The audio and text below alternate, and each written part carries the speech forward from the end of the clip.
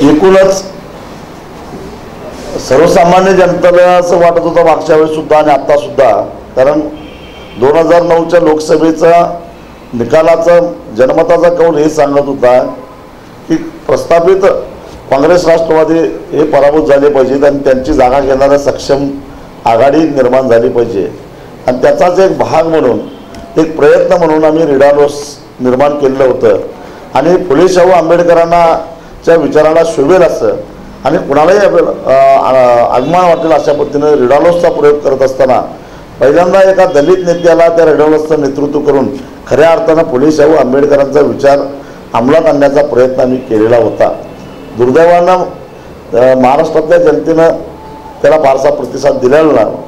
कदाचित आई निवडणुकीच्या तोंडावर झालेली ती आघाडी असेल किंवा काही नाही, मला माहीत नाही. परंतु त्याच रिडालोसमध्ये घटक पक्ष असणारे राष्ट्रीय समाज पक्ष, RPI आणि स्वाभिमानी शेतकरी संघटना आम्ही महायुतीमध्ये गेलेलो आहोत आणि महायुतीचा सुद्धा चेहरा बदलण्यामध्ये आम्हाला यश मिळालेलं आहे.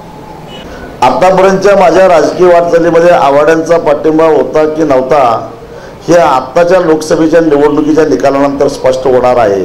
मग राजू शेट्टीची वाटचाल स्वतंत्रपणानं होती की आघाड्यांच्या आडवळणानं होती हे या निकालानंतर आपोआपच स्पष्ट होईल. त्याबद्दल मी आता काय भाष्य करणार नाही. एकूण या लोकसभा मतदारसंघामध्ये जे लोकांच्या डोक्यात आहेत त्या जैन समाजाची मतं काही लाखभर तरी भरतील का नाही याच्याबद्दल शंका आहे. कुठल्या एका जातीच्या पाठिंब्यावर कुठली निवडणूक जिंकता येत नाही. अगदी राष्ट्रीय पातळीवर सुद्धा हे प्रयोग फसलेले आहेत. म्हणून तर आघाड्याचं राजकारण देशामध्ये सध्या सुरू झालं आहे. कुठल्याही एका धर्माच्या किंवा एका जातीच्या पाठिंब्यावर भविष्यामध्ये पूर्वी करता आलं नाही, भविष्यातही यशस्वी राजकारण करता येत नाही. तेवढ्यापुरतं वातावरण निर्मिती करता येते, परंतु त्याला विजयाची झूल चढवता येत नाही. यावेळी राष्ट्रवादीनं आपली जागा सोडून दिली. त्याचवेळी निवडणुकीचा निकाल स्पष्ट झालेला आहे. काँग्रेसचा उमेदवार हा राष्ट्रवादी पुरस्कृत आहे आणि त्यामुळं आता काय होतं हे निकालानंतर स्पष्ट होईलच. आणि माझा राजकारणाचा जो आधार आहे तो कुठला पक्ष नाही तर सामान्य माणूस आहे. मग तो खेड्यातील गरीब माणूस असेल, शेतकरी असेल किंवा झोपडपट्टीतला गरीब माणूस असेल. आम्ही फक्त शेतकऱ्यांचंच काम करतो अशातला भाग नाही.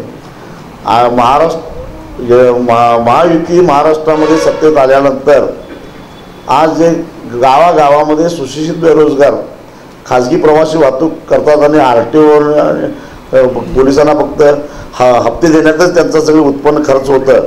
त्यांना रीतसर ज्या पद्धतीने केरळ आणि इतर राज्यामध्ये त्यांना व्यवसाय करण्याचा अधिकार दिलेला आहे, गोव्यात दिले आहेत, त्या पद्धतीनं त्यांना सन्मानानं व्यवसाय करता येईल अशा प्रकारचं धोरण महायुतीमार्फत आम्ही राबवणार आहोत. राजू शेट्टीची हवा गेलेली असेल तर ती जयंत पाटलांना वारंवार सांगावी का लागते. याही निवडणुकीमध्ये मी एक वोट आणि एक नोट हेच मागणार आहे आणि आता लोक मला मदत करतायत. आत्ताही मत्तीचा ओघ सुरू झालेला आहे. याचं कारण मी गेल्या 13 वर्षामध्ये म्हणजे 2001ला मी जिल्हा परिषद सदस्य झालो, 2004ला आमदार झालो, 2009ला खासदार झालो. म्हणजे गेल्या 13 वर्षामध्ये राजकारणात राहून सुद्धा कोणाला दुर्बिणीनंही शोधता येणार नाही असा छोटा डाग सुद्धा मी माझ्या हाताला लागून दिला नाही. मी माझा वेळ, माझी बुद्धी समाजासाठी, सर्वसामान्य लोकांच्यासाठी खर्च केला आणि 5 वर्षे मी इमानदारीने लोकांची कामं करत राहतो. त्यामुळं 5 वर्षातून एकदा येणाऱ्या निवडणुकीचा जो काही प्रायमरी खर्च आहे तो खर्च करण्यासाठी लोकांनी मला मदत करावी अशी माझी साधी अपेक्षा आहे. कारण मी मिळालेला जे मानधन आहे ते सुद्धा संघटनात्मक बाबीवर माझा खर्च झालेला आहे. आता 20 तारखेला मी माझा संपत्तीचं विवरणपत्र देणार आहे, त्यावेळी स्पष्ट होईलच. परंतु मला गेल्या 10 वर्षामध्ये पगार किती मिळाला, 5 वर्षात किती पगार आला आणि माझ्या संपत्तीमध्ये वाढ किती झाली त्याच्यावरून लक्षात येईल.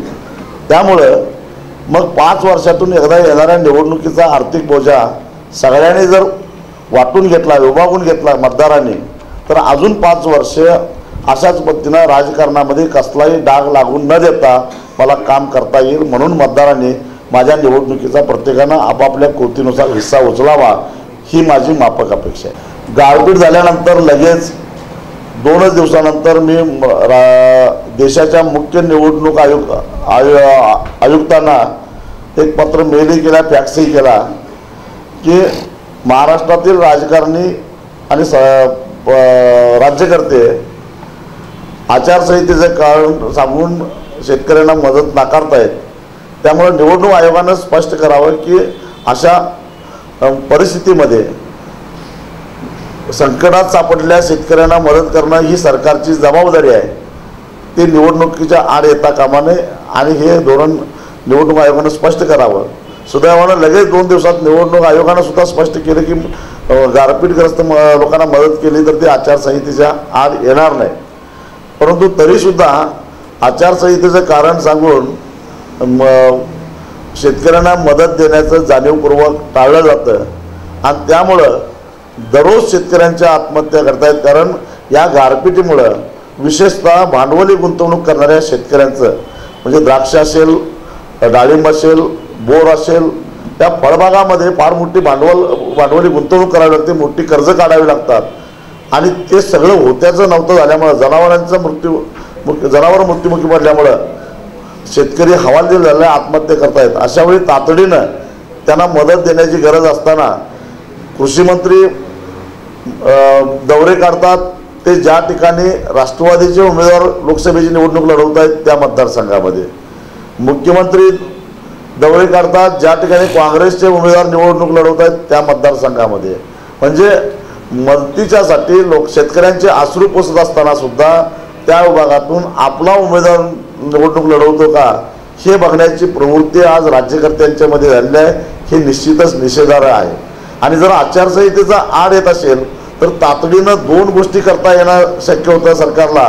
एक म्हणजे 31 मार्चच्या तगादा लावून बँका अक्षरशः शेतकऱ्यांना ब्रिटिश धरतायत. तर त्या जे कर्ज काढून उभं केलेलं पीकच उद्ध्वस्त झालेलं आहे त्या पिकाचं कर्ज वसुली 1 वर्ष थांबवली असती तर काही फार बिघडलं नसतं. माफ करायचं काय नाही ते आचारसंहिता संपल्यानंतर सरकारला धोरण राबवता आलं असतं, परंतु कर्ज वसुली थांबवता आली असती. आणि दुसरी गोष्ट या शेतकऱ्यांची वीज तोडायचं थांबवायला पाहिजे होतं. या दोन्ही गोष्टी आचारसंहितेच्या आड येणाऱ्या नाही आहेत, मग त्यासुद्धा केलेल्या नाहीत. उलट मत्तीचं आश्वासन दाखवून मग या मतदारसंघातून किती आम्हाला मतं मिळतात, किती पाठबळ मिळतं ते बघून आम्ही मदत करायचं का नाही ठरवणं हे म्हणजे सरळ शेतकऱ्यांना ब्लॅकमेल करण्यातला हा प्रकार आहे. हा निश्चितच निषेधार्ह आहे.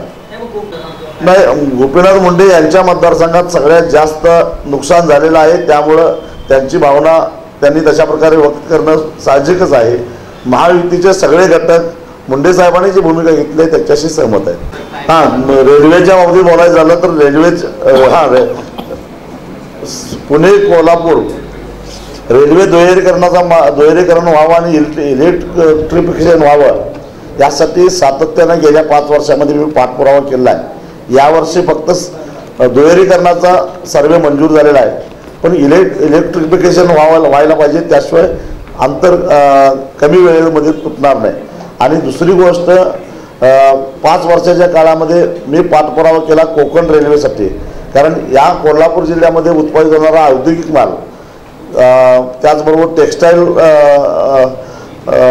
मधला मटेरियल म्हणजे सगळंच कापड असेल किंवा सूत असेल आणि त्याचबरोबर शेतीमाल साखर यांना निर्यात करायचं असेल तर रत्नागिरीचं बंदर हे जवळ पडतं. जर वैभववाडीपर्यंत रेल्वे राजापूरला गगनबावडा मार्ग राजापूर किंवा अनुस्कुरा घाटातून जर राजापूरला जोडणारा 68 किलोमीटरचा रेल्वेचा मार्ग पूर्ण केला तर पश्चिम महाराष्ट्र मराठवाडा हा थेट रत्नागिरी बंदराशी जोडला जाऊ शकतो.